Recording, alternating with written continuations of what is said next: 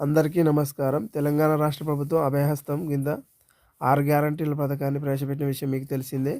ఈ ప్రజాపాలన దరఖాస్తు అప్లై చేసుకోవడానికి డిసెంబర్ 28 నుంచి జనవరి 6 లోపు గ్రామ పంచాయతీలో కానీ, మున్సిపాలిటీలో కానీ సబ్మిట్ చేయాల్సి ఉంటుంది. ఈ ఫామ్ మీకు అందుబాటులో ఉన్న గ్రామ పంచాయతీలో కానీ, మున్సిపాలిటీలో కానీ, లేదా జిరాక్స్ సెంటర్లో కానీ, జనరల్ స్టోర్‌లో కానీ మీకు లభిస్తుంది. ఈ ఫామ్ తీసుకొని మొదటగా మీరు ఈ కింద ఇచ్చిన వివరాలన్నిటిని ఫిలప్ చేయాల్సి ఉంటుంది. సో ఫస్ట్ కుటుంబ వివరాలు, దరఖాస్తు వివరాలు ఏ విధంగా ఉంటాయంటే, ఫస్ట్ కుటుంబ వివరాలు ఫిలప్ చేయాలి. ఫస్ట్ వన్ దరఖాస్తుదారు అంటే ఇంటి ఓనర్ పేరు ఇక్కడ ఫిలప్ చేయాలి. ఆ తర్వాత కింద ఆ ఓనరు స్త్రీయా పురుషుడా అనేది ఫిలప్ చేయాల్సి ఉంది, టిక్ మార్క్ పెట్టాలి. ఆ తర్వాత మీ category SC, ST, BC, minority ఏదైతే అది అక్కడ టిక్ చేయాలి. ఆ తర్వాత కింద ఉన్న 4th కాలంలో పుట్టిన తేదీ నింపాలి. తర్వాత 5th one Aadhaar number, 6th ration card number ఉంటే రేషన్ కార్డ్ నెంబర్ రాయాలి, లేకపోతే లేదు అని రాసేయాలి. తర్వాత mobile number, owner mobile number ఇక్కడ రాయాలి. తర్వాత వృత్తి అంటే మీరు చేసే పనిని ఇక్కడ రాయాలి. వ్యవసాయం అయితే వ్యవసాయం, లేబర్ అయితే లేబర్, మీ వృత్తి ఏది ఉంటే అది రాయాలి. తర్వాత కుటుంబ సభ్యుల వివరాలు ఈ కాలంలో ఈ పట్టికలో నింపాలి. ఎంతమంది ఉంటే అందులో సీరియల్ నెంబర్ ప్రకారం ఫస్ట్ ఓనర్ నెంబరు, తర్వాత కింద ఆ ఓనర్ కింద ఆధారపడిన వాళ్ళ నెంబర్ పేరు రాయాలి.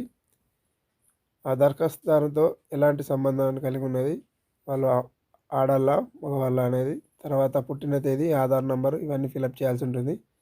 ఆ తర్వాత మీ ఇంటి అడ్రస్ని రాయాలి. తర్వాత అభయహస్తం గ్యారంటీ పథకాలు లబ్ధి పొందడానికి వివరాలు కింద మనం టిక్ చేయాల్సి ఉంటుంది. మీరు అభయహస్తం 6 గ్యారంటీల పథకంలో ఏ పథకం మీకు కావాలో వాటి కింద టిక్ చేస్తే సరిపోతుంది. మొదటిది మహాలక్ష్మి పథకం, ప్రతి నెల 2,500 రూపాయల ఆర్థిక సాయం కొరకు కావాల్సిన వారైతే దానికి టిక్ చేయాలి. ఆ తర్వాత గ్యాస్ సిలిండర్ 500 రూపాయల పథకం, దీనికి టిక్ చేయాల్సి ఉంటుంది. సో దాని కొరకు మీరు గ్యాస్ కనెక్షన్ నెంబర్, ఆ గ్యాస్ సరఫరా చేస్తున్న కంపెనీ పేరు, మరియు సంవత్సరానికి మీరు ఎన్ని సిలిండర్లు వాడతారు అనేది ఇందులో ఫిలప్ చేయాలి.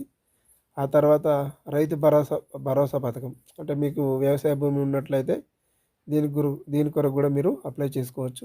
నెక్స్ట్ ఇందిరమ్మ ఇండ్లు పథకం, ఇల్లు లేని వారికి ఇల్లు లేని అర్హులైన కుటుంబానికి ఇంటి నిర్మాణానికి ఆర్థిక సాయం. నెక్స్ట్ అమరవీరులు మరియు ఉద్యమకారులకు సంబంధించింది ఉంటుంది. ఉద్యమంలో పాల్గొన్నారా లేదా అనేది ఈ వివరాలన్నీ ఫిలప్ చేయాల్సి ఉంటుంది. సో ఈ విధంగా నింపిన తర్వాత నెక్స్ట్ గృహజ్యోతి పథకం, కుటుంబానికి ప్రతి నెల 200 యూనిట్ల ఉచిత విద్యుత్తు పథకం కింద గృహ విద్యుత్ వినియోగం 100 యూనిట్ల లోపు, 200 యూనిట్ల లోపు, 200 యూనిట్ల పైన మీరు ఏ పథకం కావాలనుకుంటే ఆ పథకాన్ని ఇక్కడ టిక్ చేయాల్సి ఉంటుంది. సో తర్వాత గృహ వినియోగ విద్యుత్ మీటర్ కనెక్షన్ సంఖ్య అంటే మీ కరెంట్ బిల్ నెంబర్ ఇందులో రాయాల్సి ఉంటుంది. తర్వాత చేయూత పథకం కింద నెలకు 4,000 రూపాయలు మరియు దివ్యాంగుల పింఛన్ అంటే హ్యాండిక్యాప్డ్కి సంబంధించి వాళ్ళకైతే 6,000. ఈ పథకాన్ని కావాల్సిన వారు ఇక్కడ దివ్యాంగులు అయితే దివ్యాంగులు, లేదా ఒకవేళ దివ్యాంగులు అయితే ఆ దివ్యాంగుల యొక్క సర్టిఫికేట్ ఉంటుంది, ఆ సర్టిఫికేట్ నెంబర్ ఇక్కడ ఎంటర్ చేయాలి. ఆ తర్వాత ఇతరులు వృద్ధాప్య పింఛన్ కావాల్సి వస్తే వృద్ధాప్య పింఛన్కి టిక్ చేయాలి. ఈ కింద ఉన్నటువంటి వాటిలో ఏ పథకం మీరు కావాలనుకుంటారో వాటికి టిక్ చేయాలి.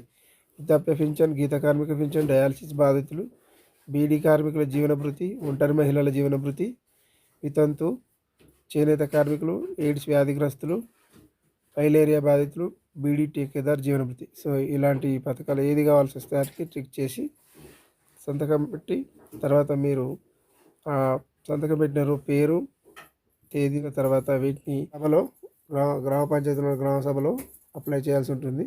సో వాళ్ళు మీ అప్లికేషన్ తీసుకొని వాళ్ళు సైన్ చేసి మీకు ఈ పథకాన్ని మీకు ఇచ్చేస్తారు. ఈ లాస్ట్ పేజీలో మీరు ఎలాంటి వివరాలు నింపొద్దు, గ్రామ పంచాయతీ వాళ్ళని నింపి మీకు రసీదు ఇస్తారు మీరు అప్లై చేసుకున్నట్టుగా.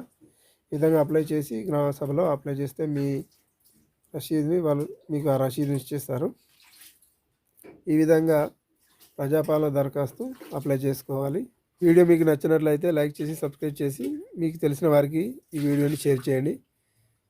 Thanks for watching.